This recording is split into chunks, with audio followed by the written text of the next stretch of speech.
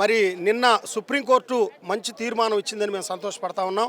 ఎందుకనంటే ఎస్సీలను ఏబిసిడీలుగా గుర్తించండి అని గత 30 సంవత్సరాలుగా గౌరవనీయులు మరి మందా కృష్ణమాదిగ గారు ఉద్యమాలు చేసి ఆ ఉద్యమాన్ని ఉవ్వెత్తున ప్రతి గ్రామంలో, ప్రతి మండలంలో, ప్రతి కాలనీలో కూడా తీసుకుని పోవడం జరిగింది. ఆనాడు 2004లో కూడా మరి చంద్రబాబు నాయుడు గారు ఉన్నప్పుడు రిజర్వేషన్ ఫలాలు స్టార్ట్ అయినాయి. మరి అంతలోకే ఎమ్మటే మళ్ళీ వేరే ఉద్యమాలు జరగటం వల్ల అది కొంత బ్రేక్ అయింది. అయితే ఏదేమైనప్పటికీ ఉద్యమాన్ని ఆపకుండా రకరకాల రూపాల్లో ఉద్యమాన్ని తీసుకొని పోయి ఈ రోజున మరి సుప్రీంకోర్టు గైడ్లైన్స్తో మరి మంచి విధానం వచ్చింది. ప్రతి రాష్ట్రానికి కూడా మీ రాష్ట్ర పాలకులు చేసుకోవచ్చు అని చెప్పడం చాలా శుభ పరిణామం. దాన్ని బట్టి వెంటనే ఆ విషయం తెలియంగానే గౌరవనీయులైనటువంటి రాష్ట్ర ముఖ్యమంత్రి వర్యులు నారా చంద్రబాబు నాయుడు గారు మంచి విధానంతో ఆయన అంగీకరించినందుకు చాలా సంతోషంగా ఉంది.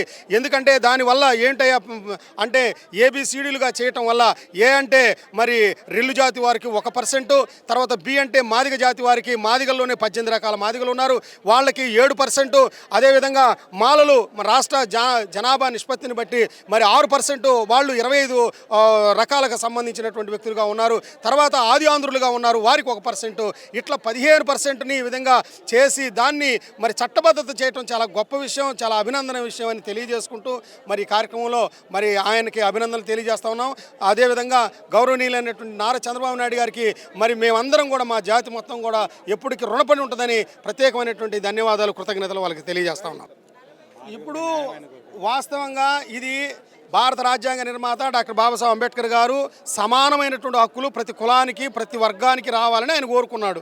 అదే కోరికని ఈ రోజున కృష్ణమాదిగ గారి నాయకత్వంలో ఇది మరి అన్ని విధాలుగా అందరూ హర్షణీయమైనటువంటి విషయమే. ఎక్కడ కూడా ఇప్పుడు వాళ్ళు ఏంటంటే కుయుక్తితోటి మరి మాలా మాదిగలు మీరు వేరుపరుస్తున్నారని చెప్తున్నారు, కానీ అది సరైనది కాదు. ఎందుకంటే ఇంతకుముందు ఏం జరిగిందంటే ప్రతి ఉద్యోగంలో కూడా మాదిగలు వెనకడుగు ఉన్నారు. అంటే జనాభా ఉన్నప్పటికీ కూడా వెనకడుగులో ఉన్నటువంటి పరిస్థితి. ఈ రోజున నిజంగా న్యాయబద్ధమైనటువంటి కార్యక్రమం ఏంటంటే ప్రతి ఒక్కరికి కూడా మరి 7% మాదిగలకు రావటం చాలా సంతోషం. ఆ విధంగా ముందుకు పోవటం మా అందరికీ కూడా విద్యార్థులకే కాదు ప్రతి విషయంలో కూడా ఆ టైపు మరి ఉద్యోగాలు కానీ మరి ఇంకో రిజర్వేషన్స్ కానీ మరి రేపొద్దున మరి ఎమ్మెల్యేలు కూడా చట్టబద్ధమైనటువంటి చట్టసభల్లో ఎమ్మెల్యేలు మొన్న మాదిగలు చాలా తక్కువ మంది ఉన్నారు. ఇదే రిజర్వేషన్ ముందుండే కనుక ఇంకా 4 మంది 5 మంది ఎమ్మెల్యేలు అయ్యేవాళ్ళు, 2-3 మంత్రులు అయ్యేవాళ్ళు, అప్పుడు ఇంకా ఎక్కువ న్యాయం జరగడానికి అవకాశం ఉంటుందని ఈ సందర్భంగా తెలియజేస్తా ఉన్నాం. సార్ మీ పేరు? నా పేరు మందా వెంకట్రావు. ఎక్కడి నుంచి వచ్చారు సార్? ఏ ఊరు మీది? మాది నర్సరావుపేట.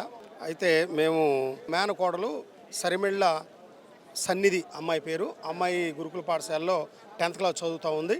అయితే ఎగ్జామ్ టైంలో అమ్మాయికి ఫీవర్ రావటం మేము వెంటనే హాస్పిటల్కి తీసుకోవడం జరిగింది.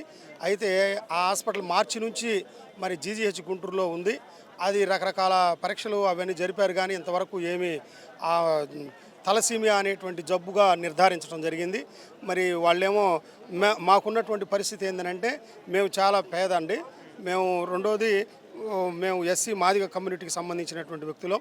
అయితే ఆ అమ్మాయి ఫస్ట్ క్లాస్లో పాస్ అయింది. ఎగ్జామ్ రాస్తున్న టైంలోనే జ్వరం వచ్చి ఆ జ్వరం కాస్త ముదిరి కామెరలు అవ్వటం జరిగింది. కామెరలో నుంచి దాని ప్రభావం కిడ్నీల మీద, లివర్ మీద పడిపోయి ఆ అమ్మాయి తలసీమియా వ్యాధిగా గుర్తించి రకరకాల పరిస్థితిలో ఉంది. రేపు ఎల్లుండో ఆ అమ్మాయి పరిస్థితి బాగులేదని చెప్పి డాక్టర్లు తీసుకుపోండి అని చెప్పడం జరిగింది. మరి ఇంత జరుగుతుంది కదా, మీరు డాక్టర్ అరవింద్ బాబు గారి దగ్గరికి వెళ్ళారు, మీ ఎమ్మెల్యే దగ్గరికి?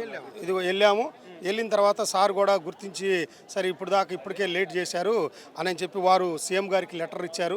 మరి బిఫోర్గా మీరు సీఎం గారిని కలిసి ఏదైనా దీని వ్యాధికి సంబంధించినటువంటి మెడికల్ సంబంధించినటువంటి సపోర్ట్ మీరు తీసుకోండి అని చెప్పడం జరిగింది.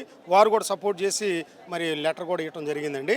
అయితే ఆ అమ్మాయి పరిస్థితి ఇప్పుడు చాలా దయనీయంగా మారింది. ఇక చాలా సీరియస్గా ఉంది పరిస్థితి. అందువల్ల గత 2-3 రోజుల నుంచి మేము సార్ని కలవాలని చెప్పి మేము కాసుకొని కూర్చున్నాం. మరి ఎందుకంటే మాకు కలవటానికి మాకు అవకాశం దొరకలేదు. మొత్తం మీద మరి మా గ్రామ సర్పంచ్ గారిని తీసుకొని మరి ఎమ్మెల్యే గారి చేత ఫోన్ చేయించుకొని ఈరోజు మన కేంద్ర కార్యాలయం అన్నటువంటి టీడీపీ కార్యాలయం దగ్గరికి రావటం జరిగింది. మరి ఏదేమైనా చంద్రబాబు నాయుడు గారిని గెలిపించుకున్నాం. మరి వారు మరి ఈ సందర్భంగా మా పేదలైనటువంటి ఎస్సీ మాదిగ కమ్యూనిటీ అయినటువంటి పేదలైనటువంటి మాకు ఈ పరంగా న్యాయం చేస్తారని మాకు ఖచ్చితంగా నమ్మకం ఉందండి.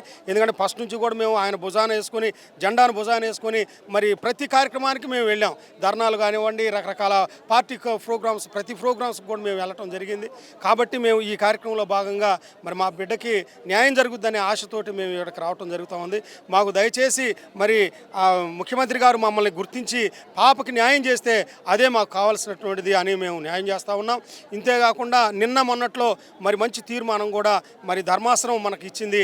మరి మాదిగ కమ్యూనిటీకి సంబంధించినటువంటి రిజర్వేషన్లో కూడా మంచి హెల్ప్ జరుగుతుందని చెప్పి మరి గౌరవ ముఖ్యమంత్రి వర్యులు నారా చంద్రబాబు నాయుడు గారు మరి అందరికీ కూడా చెప్పడం జరిగింది. చాలా ఆనందకరం. మరి అలాంటి పూజనీయమైనటువంటి కార్యక్రమాలు జరుగుతూ ఉన్నందుకు మేము చాలా సంతోషపడతా ఉన్నాం. కానీ ఈ లోపల మా పాపకి ఈ విధంగా జరగటం బాధాకరంగా ఉంది. కాబట్టి గౌరవనీయులైనటువంటి చంద్రబాబు నాయుడు గారిని కలుసుకొని ఈ కార్యక్రమంలో మరి మా పాపకి ఏ పరంగానైనా అమ్మాయిని బతికిస్తే చాలు అన్న కోణంలో మేము చూస్తూ ఆశపడుతూ మేము కేంద్ర కార్యాలయం దగ్గర రావడం జరిగిందండి.